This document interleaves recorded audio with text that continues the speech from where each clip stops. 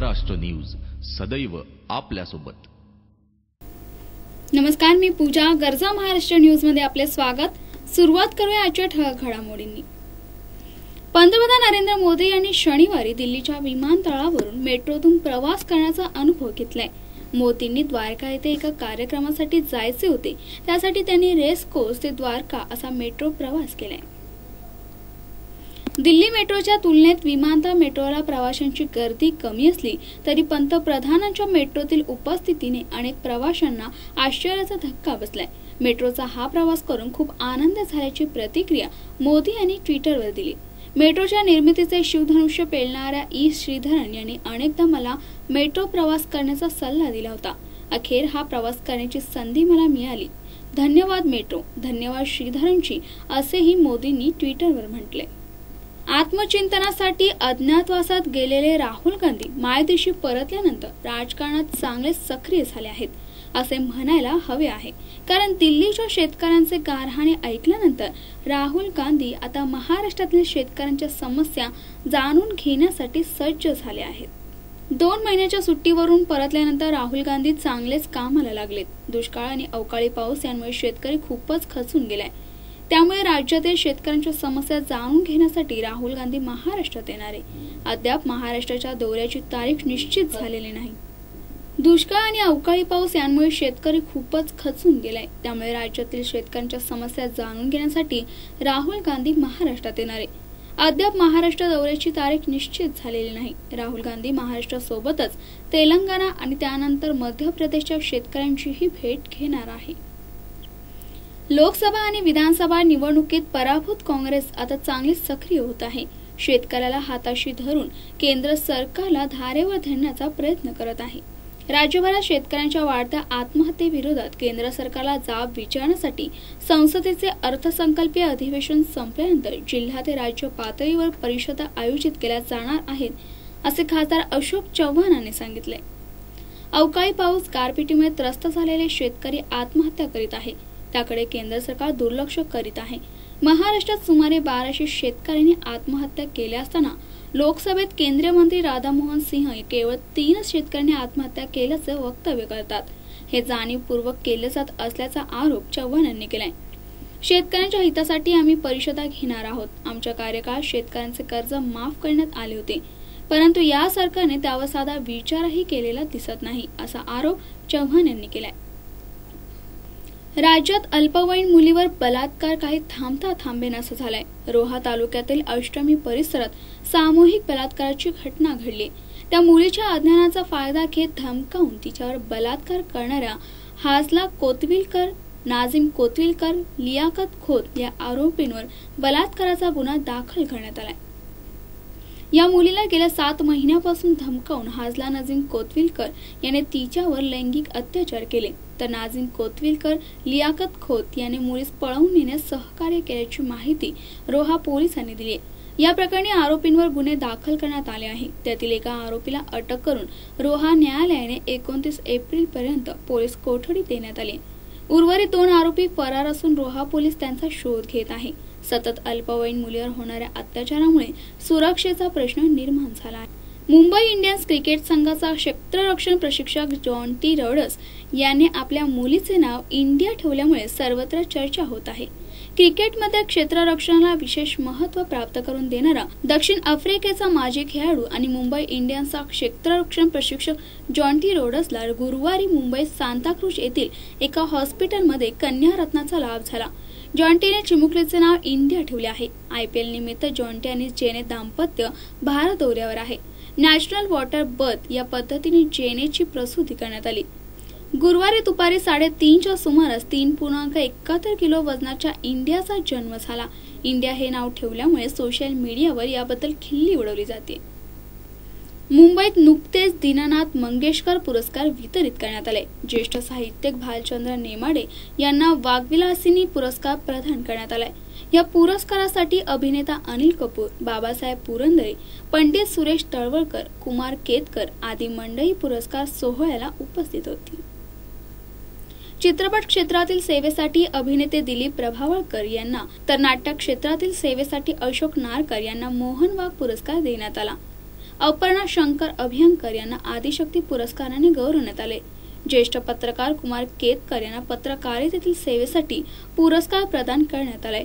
पंडित सुरेश तळवलकर यांना संगीत क्षेत्रातील कार्यासाठी दीनानाथ मंगेशकर स्मृती पुरस्कार देण्यात आलाय। ग्रामविकास मंत्री पंकजा मुंडे आणि विरोधी पक्षनेते धनंजय मुंडे हे आमने सामने आल्यानं संचालक मंडळाची निवडणूक आकर्षणाचा केंद्रबिंदू ठरते। आरोप प्रत्यारोपांना ही निवडणूक आणखीनच गाजत आहे। परळी तालुक्यातील पांगरी येथील वैद्यनाथ सहकारी साखर कारखान्याच्या संचालक मंडळाची निवडणूक पहिल्यांदाच आरोप प्रत्यारोपाने गाजत आहे। निवडणुकीच्या निमित्ताने तालुका ढवळून निघाला असून संचालक मंडळाच्या सर्वच जागेवर उमेदवार निवडणूक रिंगणात उतरले आहेत। विधानसभा निवडणुकीनंतर ग्रामविकास मंत्री पंकजा मुंडे व विरोधी पक्षनेते धनंजय मुंडे हे आमने सामने आल्याने चुरशीची लढाई सुरू आहे। 1998 मध्ये केंद्रात पंतप्रधान अटल बिहारी वाजपेयी यांचे 13 दिवसांचे सरकार सत्तेवर आले होते। केंद्रीय राजकारणातील भाजप नेते प्रमोद महाजन यांच्या मार्फत लोकनेते गोपीनाथ मुंडे यांनी पांगरी येथे वैद्यनाथ सहकारी साखर कारखान्यास परवानगी मिळवली होती। 3 वर्षापूर्वी भाजप नेते गोपीनाथ मुंडे यांचे स्थानिक राजकारणातील ज्येष्ठ बंधू पंडित अण्णा मुंडे आणि विरोधी पक्षनेते धनंजय मुंडे हेच पाहत होते। त्यामुळे कारखान्यात पंडित अण्णा मुंडे यांच्या शब्दाला फार मोठी किंमत होती। वैद्यनाथ कारखान्याने सलग 16 वर्ष ऊसाचे गाळप केले। आशिया खंडात वैद्यनाथ कारखान्याचा बोलबाला झाला होता। पहिल्या 2 निवडणुकीच्या वेळी मुंडे घराणे एकत्र आल्याने विरोधकांचे कधी सभासदत्व तर कधी उमेदवारी अर्ज बाद व्हायचे। त्यामुळे बहुतांश जागा बिनविरोधच निवडून यायच्या। परंतु काही वर्षापूर्वी पुतणे धनंजय मुंडे हे काका गोपीनाथ मुंडे यांची साथ सोडून राष्ट्रवादीत दाखल झाल्यानंतर परळीचे राजकारण बदलू लागले। परळी मतदारसंघावर वर्चस्व मिळवण्यासाठी त्यांनी प्रयत्न सुरू केले। त्यातच विधानसभा निवडणुकीत धनंजय मुंडे यांना पराभवाला सामोरे जावे लागले। विधानसभा निवडणुकीनंतर धनंजय मुंडे हे विधान परिषदेचे विरोधी पक्षनेते झाल्याने परळीला दुसरा लाल दिवा मिळाला। गोपीनाथ मुंडेच्या अपघाती निधनानंतर पहिल्यांदाच वैद्यनाथची निवडणूक होत आहे। ग्रामविकास मंत्री पंकजा मुंडे यांच्या नेतृत्वाखाली एक तर दुसरे धनंजय मुंडे यांच्या नेतृत्वाखाली पॅनल आहे। भाजपच्या पॅनलमध्ये पंकजा मुंडे, बहीण यशस्वी मुंडे, आमदार आर.टी. देशमुख, फुलचंद कराड, विद्यमान उपाध्यक्ष नामदेव अघाव आदींचा समावेश आहे। पंडित अण्णा मुंडे आणि धनंजय मुंडे यांचे उमेदवारी अर्ज बाद झाल्याने सर्व उमेदवार कार्यकर्त्यांना द्याव्या लागल्या आहेत। बातमी आहे भंडारा येथून। सध्याच्या स्थितीत भंडारा जिल्ह्यातील साकोली येथील पंचायत समिती चांगल्या चर्चेत आहे आणि त्याला कारणही तसेच आहे। गेल्या काही महिन्या अगोदर येथील रोजगार हमीच्या कामात येथील शासकीय कर्मचाऱ्यांनी तब्बल 39 लाखांचा भ्रष्टाचार केला होता। मात्र हे प्रकरण संपता न संपता या पंचायत समितीचा आणखी एक प्रताप समोर आलाय। तो म्हणजे एक सरकारी शिक्षक असताना देखील रोजगार हमी योजनेअंतर्गत त्याला विहिरीचा लाभ देण्यात आलाय। मात्र एका शासकीय कर्मचाऱ्याला याचा लाभ घेता येत नाही। त्यामुळे पुन्हा एकदा सरकारी पंचायत समितीचा कार्यशैलीवर प्रश्नचिन्ह निर्माण झाले। सध्या स्थिती भंडारा जिल्ह्यातील घोटाळेबाज पंचायत समिती म्हणून समोर आलेल्या साकोली पंचायत समितीतील गैरव्यवहार आणि भ्रष्टाचारावर पांघरून घालण्यासाठी पंचायत समितीकडे आलेल्या तक्रारींना केराची टोपली दाखवली जाते। रोजगार हमीच्या कामात ऑनलाईन घोटाळ्याच्या पार्श्वभूमीवर अजून एका कारस्थानामुळे साकोली येथील पंचायत समिती वादाच्या भोवऱ्यात सापडली। या पंचायत समिती अंतर्गत एका लाभार्थ्याला बोगस कागदपत्रे दाखवून सदर व्यक्तीला रोजगार हमी योजनेअंतर्गत विहिरीचा लाभ देण्यात आला असून तो शिक्षक आहे। या योजनेसाठी पात्र नसतानाही देखील अधिकारी आणि कर्मचाऱ्यांच्या संमतीने या योजनेचा लाभ घेतल्याचा एकंदरीत कागदपत्रांवरून स्पष्ट होत असून ज्ञानीराम लंचे असे या व्यक्तीचं नाव आहे। ज्ञानीराम लंचे हे एक शिक्षक असून साकोली तालुक्यातील विरसी या गावात त्यांची 4.25 एकर जमीन आहे। तसेच ते गोंदिया जिल्ह्यातील घोटी या गावातील जिल्हा परिषद शाळेत शिक्षक म्हणून कार्यरत आहे। मात्र ज्ञानीराम लंचे या सदर शेतकऱ्याला नोकरीवर असताना देखील महाराष्ट्र ग्रामीण रोजगार हमी योजनेच्या माध्यमातून सन 2011 ते 12 मध्ये 1,99,000 रुपयाची विहीर मंजूर करण्यात आली। या योजनेसाठी लाभार्थी अत्यल्प भूधारक तथा अनुसूचित जातीत मोडत असल्याची अशी अट असतानाही सर्व नियम धाब्यावर बसवून या शासकीय कर्मचाऱ्याने स्वतःच्या शेतात विहीर करून घेतली। तसेच ग्रामपंचायत तर्फे जॉब कार्ड सुद्धा बनवले। मात्र सदर कागदपत्रे खोटी असल्याचं सांगत विहीर माझ्या नावावर नसून माझ्या भावाच्या नावावर असल्याचं देखील ते सांगत। हे जॉब कार्ड खोटा आहे, कारण त्याच्यावरती माझा जॉब कार्ड बनवू शकत नाही मी शासकीय कर्मचारी असल्यामुळे। माझ्या भावाच्या जॉब कार्ड नंबरचा त्या केसला वापर झालेला आहे. तर एक फॉर्मॅलिटी म्हणून ग्रामसेवक रोजगार सेवकांनी सांगितलं की हे एक फॉर्मॅलिटी असते ग्रामपंचायतला लिहून द्यायची, कारण ग्रामपंचायतच्या अंडरमध्ये त्या विहिरी पूर्ण करून घेणे असे योजना आहे असे सांगितले गेले. माझा रेकॉर्ड पाहू शकता, ज्या ज्या तारखेला तुमचं ग्रामसभा लाभलेल्या आहेत त्या दिवशी माझ्या मजकूरला सही आहे.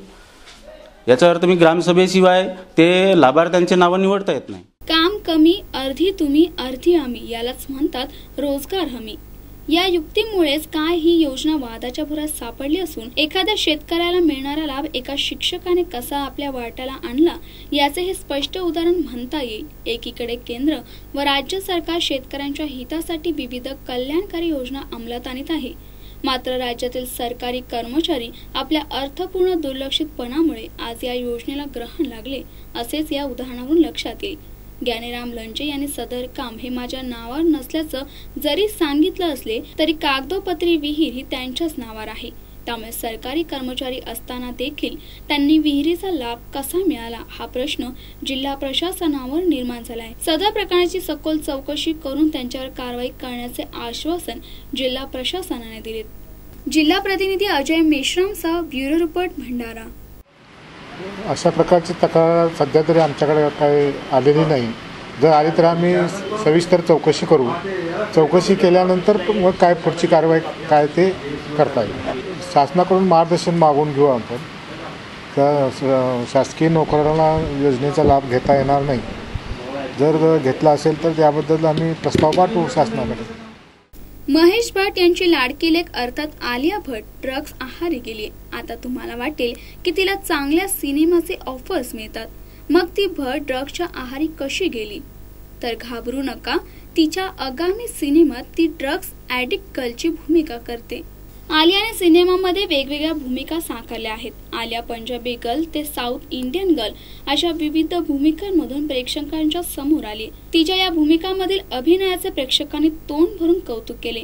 तिच्या आगामी सिनेमात म्हणजेच उडता पंजाब या सिनेमात आलिया ड्रग्ज ॲडिक्ट गर्लची भूमिका साकारणार आहे. याआधी सिनेमामध्ये म्हणजेच हायवे या सिनेमात आलियाने घरातूनच लैंगिक शोषणाला बळी पडणाऱ्या मुलीची भूमिका साकारली होती. आलियाच्या या भूमिकेचे प्रेक्षकांनी खूप कौतुक केलं होतं. त्यामुळे आता आलियाच्या उडता पंजाब सिनेमाकडून ही प्रेक्षकांच्या मोठ्या अपेक्षा आहेत. उडता पंजाबमध्ये आलिया भट्ट सोबत आयुष्मान खुराना, शाहिद कपूर, करीना कपूर हे कलाकारही दिसणार आहेत. तुर्तास वेळ झाली आहे इथेच थांबायची. तुम्ही कुठेही जाऊ नका. पाहत राहा गरजा महाराष्ट्र न्यूज, सदैव आपल्यासोबत.